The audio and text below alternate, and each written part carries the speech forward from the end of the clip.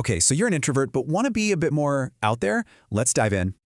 You know that feeling after a party where you're just completely wiped out? Yeah, you're not alone. And look, it's not some kind of personal flaw. It's actually all about your brain chemistry. All right, first up, let's take a look at what's actually going on inside an introvert's brain. It comes down to cortical arousal. Basically, your brain's baseline alertness is already naturally turned up. So you hit that, okay, that's enough for me point, way faster than an extrovert does. Neurotransmitters are also a huge piece of the puzzle. Introverts thrive on calm, extroverts chase that dopamine buzz. So you can see how all these little biological differences really shape your entire social style.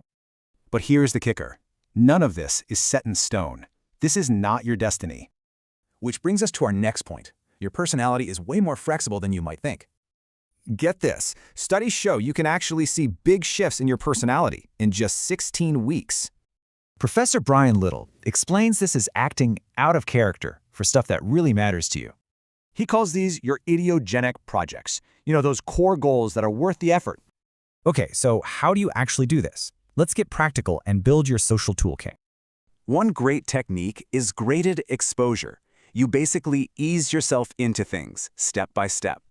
So you literally build a fear ladder. Start with something small and just work your way up. Here's a super useful way to think about it. Your social energy is like a phone battery. For introverts, social stuff drains that battery. Alone time is how you plug it back in to recharge. This is so important. You have to schedule these restorative niches to get that energy back. All right, last section. So what's the end game here? It's not about becoming a totally different person. Seriously, the goal is not to stop being an introvert. It's about adding skills, not replacing who you are. What you're really aiming for is behavioral fluency, being able to switch modes when you need to. And when you can do that, well, that's the ambivert advantage. You really get the best of both worlds.